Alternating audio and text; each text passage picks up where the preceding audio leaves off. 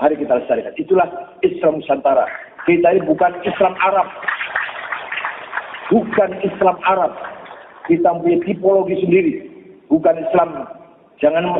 Bukan Islamisasi, itu Arabisasi itu sebenarnya mereka ini. Tidak percaya diri. Kehilangan kepercayaan diri sehingga jadi orang Islam harus pakainya seperti Arab. Segala seperti Arab, jenggotnya apa? Kalau orang Arab jenggotnya lebat. Kalau kita ini kadang lihat anak berjenggot itu seperti kesebelasan sepak bola. Seperti sebelah helai. Jadi, yang paling penting lagi, yang paling serius lagi, orang berjenggot itu mengurangi kecerdasan. Jadi syarat yang sebenarnya untuk mendukung kecerdasan otak ketarik untuk memanjangkan jenggot. Coba lihat, ya. Gus Dur tidak berjenggot, Khalid Majid tidak berjenggot, Pak Quraisy Shihab tidak berjenggot. Yang tidak nggak ada berjenggot itu. Tapi kalau berjenggot emosinya saja meledak-ledak, jedel otaknya.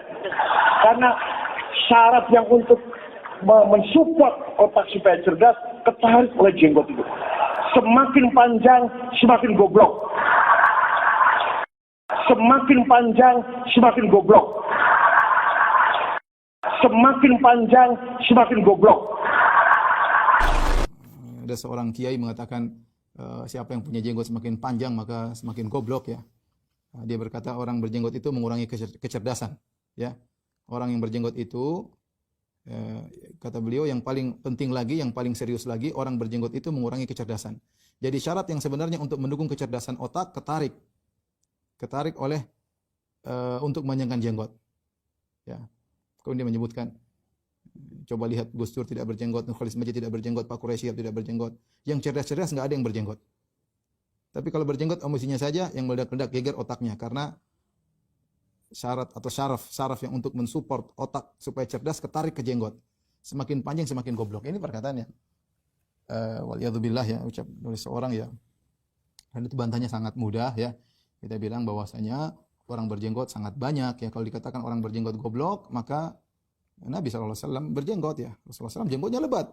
Sampai ketika ditanya, sahabat ditanya ya, Khabbab ya, akana Nabi sallallahu alaihi wasallam yaqra'u fi dhuhr wal 'asr, apakah Rasulullah SAW baca ketika salat asar dan salat zuhur, salat sirriyah? Kata Khabbab, "Na'am, iya." Qul nabi ayyi syai'in kuntum ta'rifun? Dari mana kalian tahu Rasulullah SAW ketika itu baca?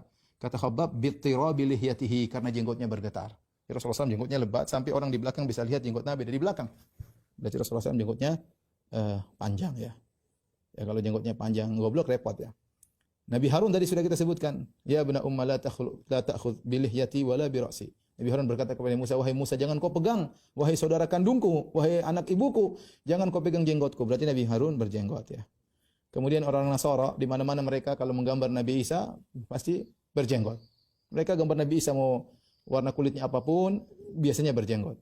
Apakah mereka sepakat bahwasanya Tuhan mereka goblok ya karena memiliki jenggot ya? Tentu tidak ya. Tentu tidak. Kemudian tadi telah kita sebutkan bagaimana para ulama Syuraih Al-Qadhi, dia mengatakan aku berangan-angan punya jenggot meskipun harus bayar 10.000 dirham. Apakah dia berangan-angan punya kegoblokan sehingga harus bayar kegoblokan tersebut dengan 10.000 dirham ya. Kemudian juga tadi kita sebutkan ulama Syafi'iyah tadi, berapa banyak ulama Syafi'iyah mengatakan seperti Imam Nawawi mengatakan Al-Mukhtar yang terpilih jenggot dibiarkan ya.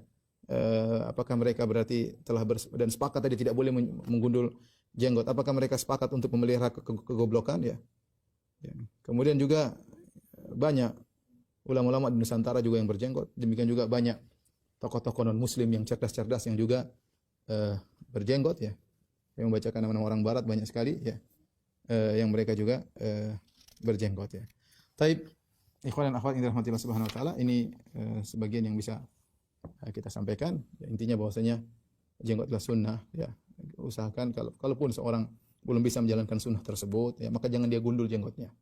Tetap ada jenggotnya ya, dan berusaha lebih daripada satu genggam ya. Kalau dia tidak mampu ya, maka jangan digundul ya. Bukan malah sebaliknya kemudian mengejek orang berjenggot ya.